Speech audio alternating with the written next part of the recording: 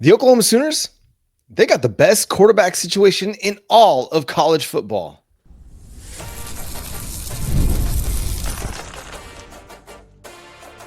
You are Locked On Sooners, your daily podcast on the Oklahoma Sooners. Part of the Locked On Podcast Network, your team every day.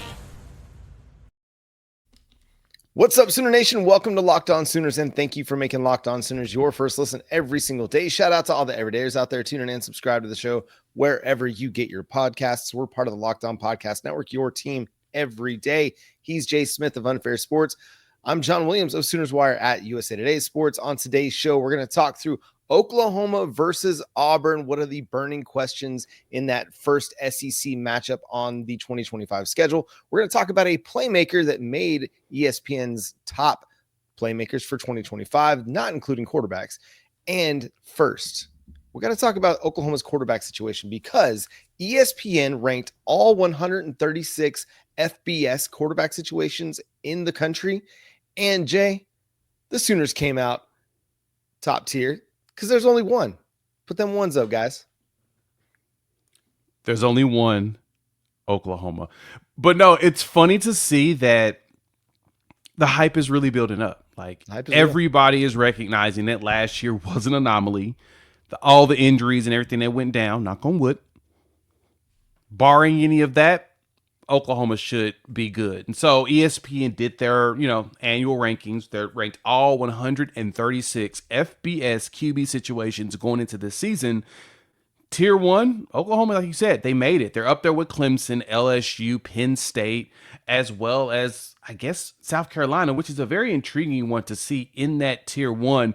But you do have to remember, with Lenore Sellers returning as a starting quarterback, they added Aaron Nolan as a transfer who transferred in from Ohio State, one of the many Ohio State quarterbacks to kind of shuffle around as of late. But Oklahoma having Mateer, Michael Hawkins, and they threw in there with Neubauer as a one to look at. But I did like seeing that LSU's Garrett Nussmeier and Michael Van Buren got some attention as well, John. That's one that I'm still surprised that so many people in their top 10s have Nussmeier ranked a lot lower than I would have expected. You would have thought an incumbent who threw for 4,000 yards, 40 touchdowns, would probably be ranked a lot higher, but no, it's everyone is very high on Cade Klubnik, which I get. Arch Manning is at the top of everybody's list, but they didn't even make the Tier 1 group. But this is Tier 1A, quote unquote. I think they have a Tier 1B that includes Texas, but no. Here's an interesting stat, John. You ready for this? Ready. Mateer's 53 broken or evaded tackles last season topped all FBS quarterbacks. Is that something that we could expect going into next year? Yes. That's his game. Tackle breaking isn't just something you learn. A lot of it is a natural ability. Some people are just really good at breaking tackles. Yep. And John Mateer is just really good at breaking tackles. Yes, I get you're going to come at me with the level of competition that he faced. Is he going to put up the same numbers that he put up at Washington State?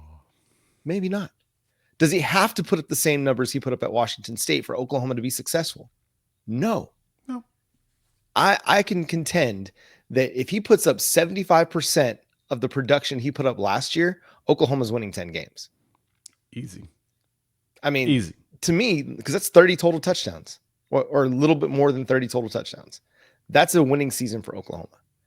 Because again, as we've mentioned on a number of occasions, you don't need John Mateer to be Superman. He can be Superman.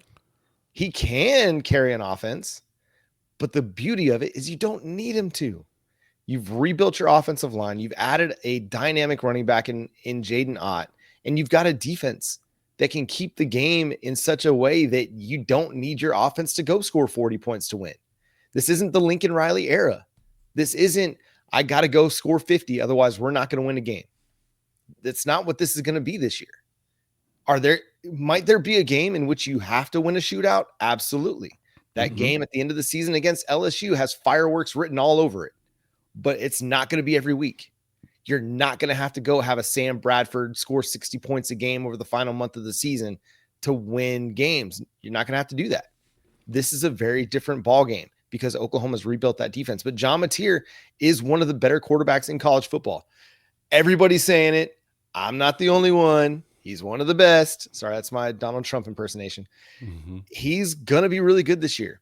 And the fact that they're also considering this situation top tier shows you just how much respect people have for guys like Michael Hawkins and for Whit Neubauer, but maybe more importantly, for your offensive coordinator, Ben Arbuckle, who has had success at multiple stops and has helped quarterbacks develop in a way that has got a guy like Bailey Zapp on an NFL roster in an offense that just puts up numbers all across the country. Wherever you look, guys that have come from this offensive coaching tree are just putting up numbers. That's exactly what you're seeing is guys from this, they put up numbers. All the guys down this tree does that. And that's the expectation coming in with Mateer. He should be able to put in, like you said, just enough numbers. A competent offense gets Oklahoma 3 more wins last season.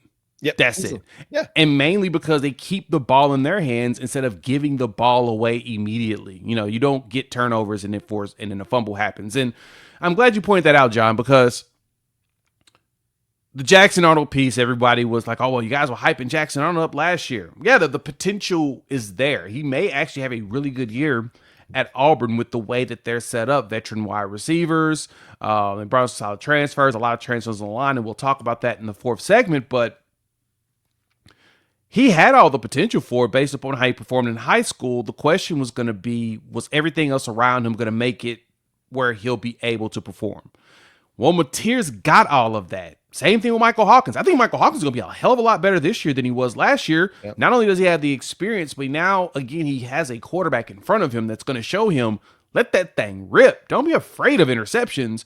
Get that ball out there. People are okay with interceptions when they're not boneheaded situations all the time. You're going to make a mistake. I mean, no one bats 1,000, but if you put the ball in the right places and then occasionally an interception happens, who's going to complain about it? That's not what fans are going to do.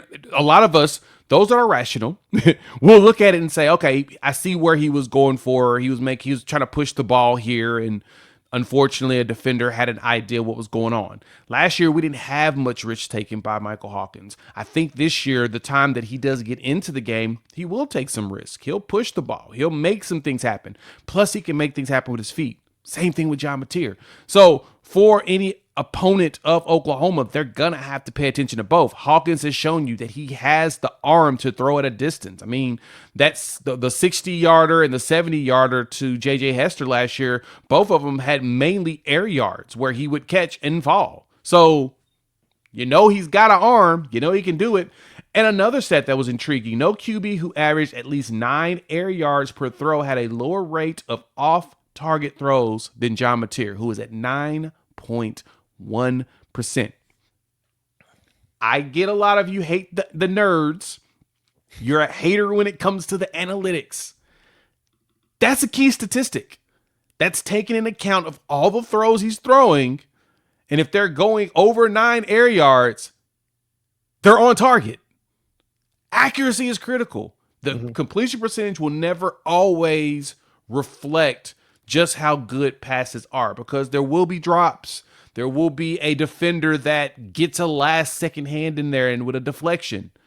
9.1% of his passes over 9 air yards were off target. And that's the lowest. That tells you he's an elite company, John. I'm trying to pull back on my excitement of John Mateer, but John Williams, how do I do that? Explain to me where I can pull back.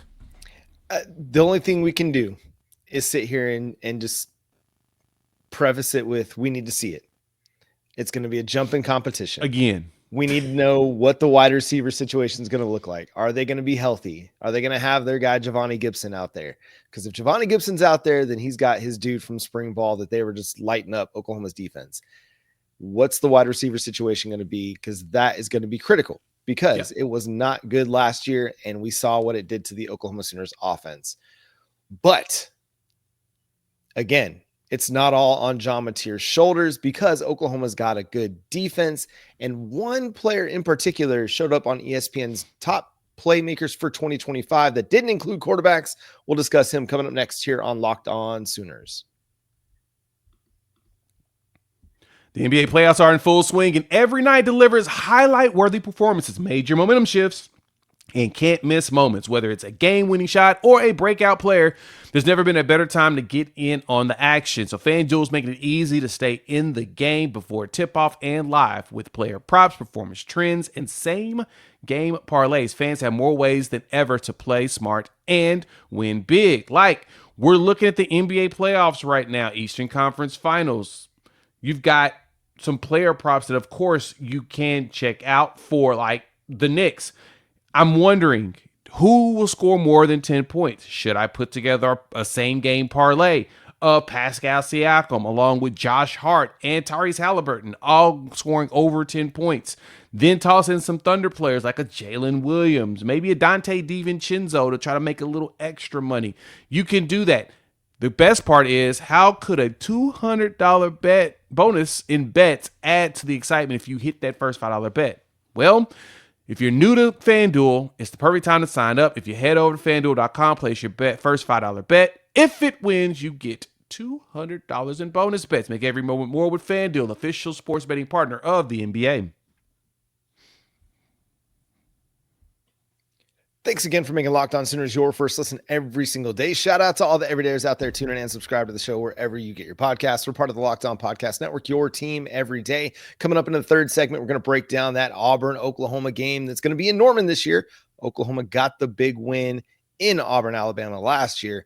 What will happen this year? But Jay, so much of the focus on Oklahoma is on the offense, and rightfully so. What it was last year was dreadful, absolutely unacceptable at the University of Oklahoma for offense to look like that.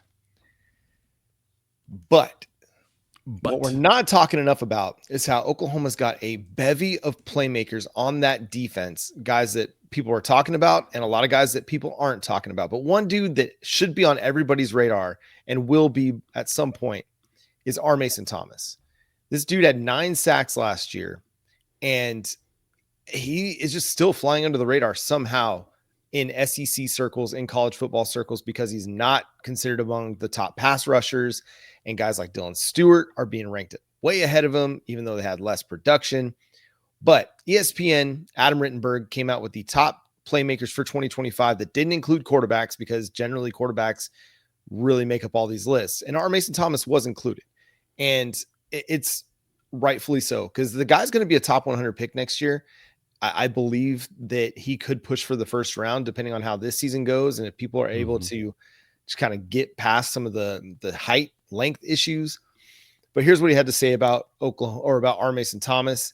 He said, Thomas, who showed premier pass rushing skills last fall, will be somebody that Brent Venables can build around.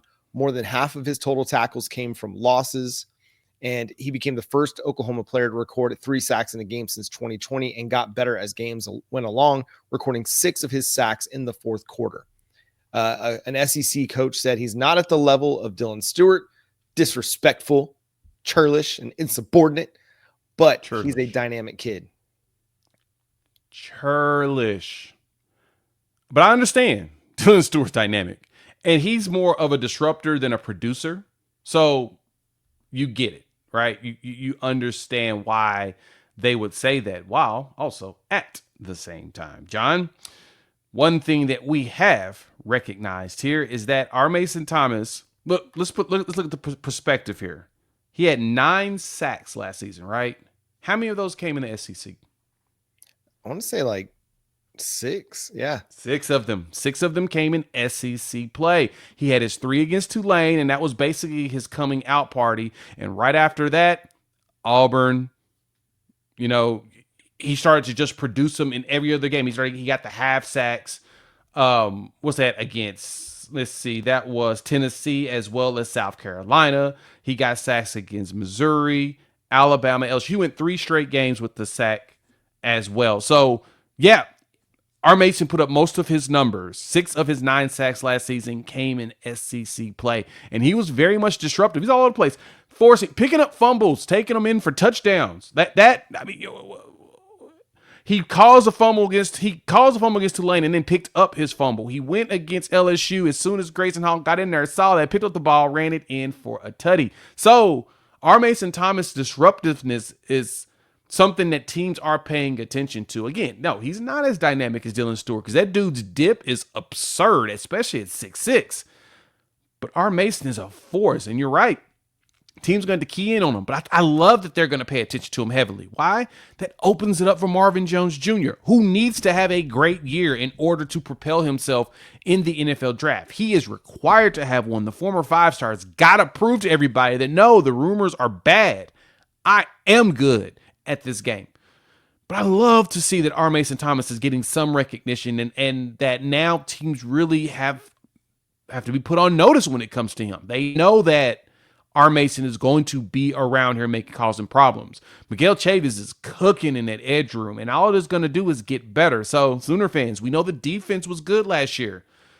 Don't be surprised if statistically it's better next year. Yes, I'm saying it. I know we lost Billy Bowman. We lost Danny Stutzman. I totally understand it. We lost Trace Ford, Ethan Downs, Caden Woolard in the edge room. I get it. John, if this offense just does just enough, R. Mason Thomas is going to have an opportunity to be nasty because he's going to get so many more snaps. And we've got the depth to handle it this time around. We're starting to look like a Brent Venables defense. Yeah, consider how many times Oklahoma actually got to play with the lead last year. It wasn't much. Yeah. And when R. Mason Thomas got the opportunity to play with the lead and just pin his ears back and rush the passer, man, he was creating havoc, and he was making guys like Jalen Milroe see ghosts. Like Jalen Milroe did not want to drop back to pass in that fourth quarter because R. Mason Thomas was just flying off the edge and getting in the backfield. And that Woody Washington interception was R. Mason Thomas. You can even go look at the Peyton Thorne interception that was the Kip 6 against Auburn. R. Mason Thomas, creating pressure off the edge and making Peyton Thorne get rid of it. It's that kind of disruption. The media may not know about R. Mason Thomas, but coaching staffs absolutely do. Offensive coordinators absolutely do. And offensive line coaches are coaching up their guys to try to beat R. Mason Thomas and make sure he doesn't get into the backfield. The Missouri game was evidence enough of how dynamic this guy is, because at the end of that game, they had him triple teamed to try and slow him down. That last hurrah to Luther Burden down the sideline, that's R. Mason Thomas getting triple teamed on that play. Yeah. And that, to me, that's respect. If you want to see what respect looks like, that's 100% it. Is we are not letting you beat us. We'll let anybody else beat us. We are not letting you beat us. We're not going to go down that road. And R. Mason Thomas is going to get a little bit more help this year. I think Grayson Halton is going to step his game up. We're going to have an improved Jaden Jackson, an improved David Stone, an improved Dominic Williams on the interior. You're going to get some more dynamic play out of Marvin Jones Jr. as well. The cornerback situation, I think, if it's healthy, could potentially be even better than it was last year. If you get Gentry back, if Eli Bowen is back, that development's going to occur and you're going to get better cornerback play, which is going to allow your edge rushers a little bit more time to get to the quarterback. What R. Mason Thomas means to this defense is incalculable, because it always doesn't show up on the stat sheet, because he creates so much attention for himself that it takes it off of other people. He creates so much gravity. He's a guy that people have to move towards to slow him down so that he's not getting into the backfield and disrupting plays. And I'm excited. I'm excited to see what happens here, because let's think back to that 2022 cycle. Remember, he was not originally a part of of Lincoln Riley's recruiting class in the 2022 class. He was a late pursuit after Brent Venables and Miguel Chavis got here. He was a commit to Iowa State, only considered a 3-star prospect. And look at the boy now. I mean, he's playing like a dude that is set to make a lot of money going to the NFL. And again, you can talk about the height all you want. He's got the elite pass rushing traits that teams are going to want on their roster. He's going to be a steal when it comes to the NFL draft. Oh, and yeah. He's set to make himself a lot more money this year by coming back for another year and putting together another year of production. That's all it takes. One more year of production. Teams are going to look at that and be like, okay, he can build upon something and show consistency even when he is the focal point. He's going to be able to do that. Now, I mean, of course, one of the big pluses in the NFL is they like guys that are disruptive enough to where they eat doubles and triples in order to slow them down, which opens it up for their other teammates. But if he's able to still produce while also enduring all of that, yeah, he's going to make himself a lot of nice money. Well, one of those games that Armis and Thomas needs to have a big one. That's Auburn. We'll discuss the big questions and keys to that as we take our post-spring look at the Auburn Tigers coming up next here on Locked On Sooners.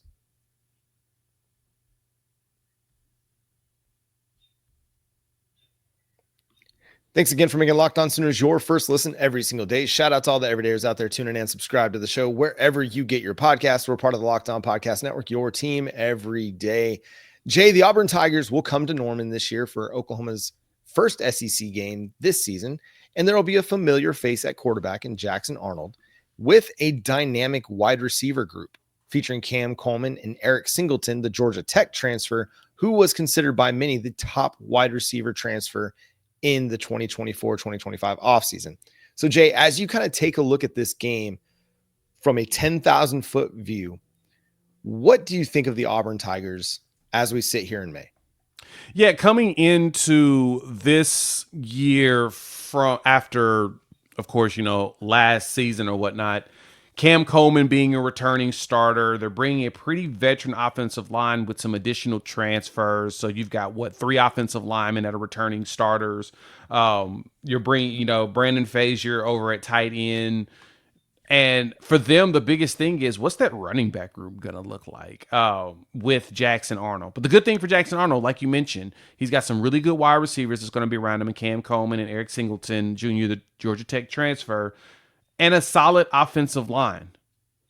Now he's going to have to play at the level that's required to be considered successful when you're bringing in that many returning starters and stuff, and that many returning components.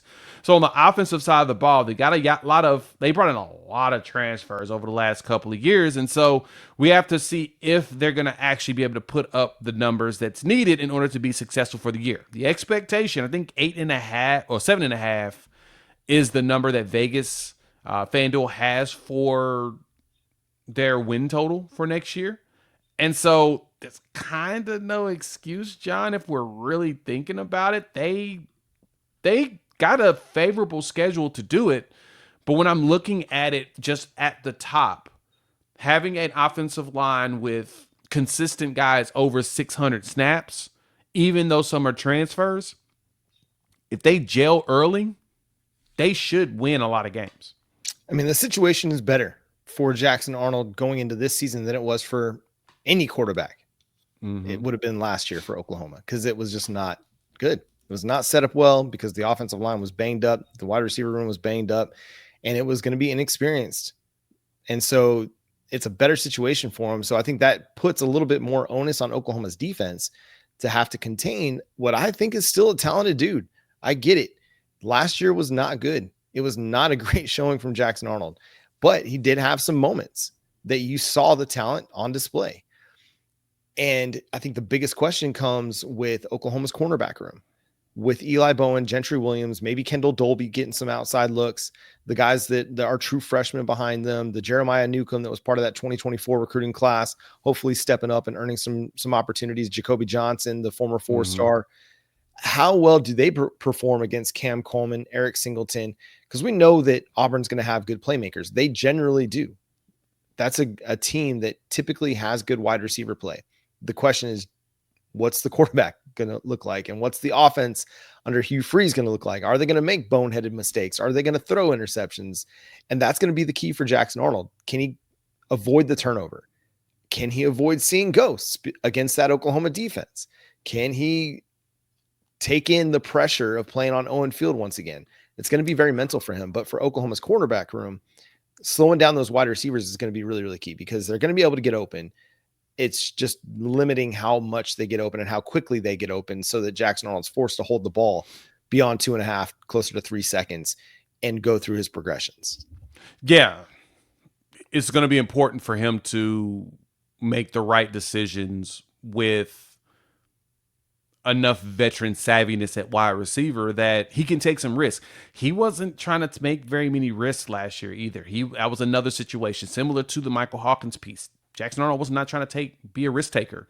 He's going to have to in this offense. He's got dudes that are pretty dynamic that if he takes enough risk, they can make up for some mistakes that he makes. So we'll be able to see if he's comfortable when it comes to that. So he'll have the opportunity, but he's going to have to go out there and really sling it in a lot of places that he may not be as comfortable as he was last year. He's going to have to be comfortable doing it this year. Well, and going up against Brent Venables and that defense, I think it's going to create some problems for him. Like as good as the wide receivers are, as good as the offensive line could be, and again, as talented as I think Jackson Arnold is, they're going to create some problems for him. They know. And again, so much of it is about, for him, mentality. And on the defensive side, facing an Auburn defense that is going to be pretty good. That's generally not usually the issue at Auburn, right? Their defense usually comes together and is pretty good. We saw it last year. They were able to slow Oklahoma's offense down, but Oklahoma was able to make enough plays to win the game. It's just now you're going to have to find more consistency throughout the game against the Auburn Tigers. But again, it comes back to John Mateer being a more experienced quarterback, Jay not being an experienced running back, and then having an offensive line that right now is healthy and is cohesive and is able to build on what they did in the spring. Hold all that together, keep them healthy through the first 5-6 weeks of the season, and you're going to see a much different offense than what we saw against Auburn last year. Yep. And that's the good thing for us on the offensive line is we're bringing back so many snaps. On our returning players, you had Fabichi Wewu, of course, 13 starts. He played every game last year. He's your most consistent. When Troy Everett got back from injury, he played every game. So he had 8. Jacob Sexton had 8 in between being hurt and not hurt. Logan Howland gave you 11. So did Heath Lazida. They had some cleanup surgeries on the shoulders as they were wearing braces all year. But they're bringing back additional. So you had 3 dudes that had over 10 starts and a lot of SEC experience. The question is, do they build up on that and become better? And now they're going up against a really good defensive line in practice, which arguably might be one of the best, if not the best, in the SEC. That's a key thing. That should be able to be an iron sharpens iron situation. And we kind of saw that with them, John. We saw them improve as the season progressed. It just sucked that you started to see that they were hurt. But I think you got yourself a better 2 deep to handle that. And so going up against Auburn's defensive front, you should be able to slow them down enough and open holes, especially for like a Jaden Ott. That's the one thing that a lot of teams are going to have some struggles with. And I actually think Auburn will struggle with us because looking at their 2 deep, they got a lot of freshmen and transfers in their 2 deep on the defensive side of the ball, which not a bad thing, while at the same time, it's a lot of people that don't know each other or learning the defense or, trying to learn something new. It may take a year for them to fully gel there. I think we've hit our year of gelling because we didn't really have to go grab a whole bunch of players in the portal on defense. We brought in 2 guys that are pretty dynamic, but they just add you an additional wrinkle to what you already have. A defense that was really, really solid and actually pretty darn good that people didn't expect. That's what Auburn's trying to build now. So you bring in a bunch of transfers and trying to, clean up, fix a lot of that stuff. We'll see. They brought in 19 transfers. They lost 28 kids, but everybody did. But their returning production's pretty high. 22nd in the country at 65%. 21 in the country at 70% on offense. So they're bringing back a lot of really good production. And that mainly on that's that offensive line. So if the defense is 48th, which is not too far from Oklahoma, they're at 59%. So Auburn's bringing back some really good talent. They're bringing back a more veteran-savvy team, which is why they have a 7.5 win total. The question is going to be, what does the quarterback play look like between Jackson Arnold, Ashton Daniels, as well as Deuce Knight? And then if if one of them emerges as the starter, they could on the back end rattle off a bunch of big time wins to end the season. Yeah, so the key matchup for me is looking at Oklahoma's offensive line against Keldrick Falk. Comes back after 45 pressures last year, and they're going to be relying on some younger guys at linebacker, guys with not as much experience, but they do have some veterans in the secondary. But that matchup against Falk is going to be the one that I think Oklahoma has to win if they want to keep John Mateer upright and keep that offense clicking and moving with consistency in that game. But that's going to do it for today's episode of Locked On Sooners. Thanks so much for tuning in and being a part of the show. Subscribe to the show wherever you get your podcasts. We're free and available on all podcast platforms and on YouTube. So hit that subscribe button and that notification bell to let you know when new episodes drop. Make sure you follow Jay over at Unfair Sports. Check out his channel, Unfair Sports, on YouTube. You can follow me over at the social medias at John 9 Williams. And you can read my work covering the Sooners at Sooners Wire. The show is at Locked On Sooners. That's the one that's next. Thank you. Sorry. It's a little early this morning. We're recording on the Wednesday morning. Follow us on all the socials at Locked On Sooners. Also go check out Locked On Thunder with the phenomenal Ryland Styles to take you through every single post game through the Western Conference Finals and what maybe will be a finals run for the young Oklahoma City Thunder.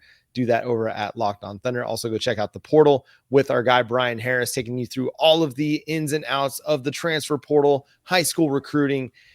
And listen, don't listen to them about Bo Bentley and LSU. Oklahoma is just as good of an option as LSU is, but that's another story. But until next time, he's Jay Smith. I'm John Williams. We'll talk to you then. Boomer Sooner.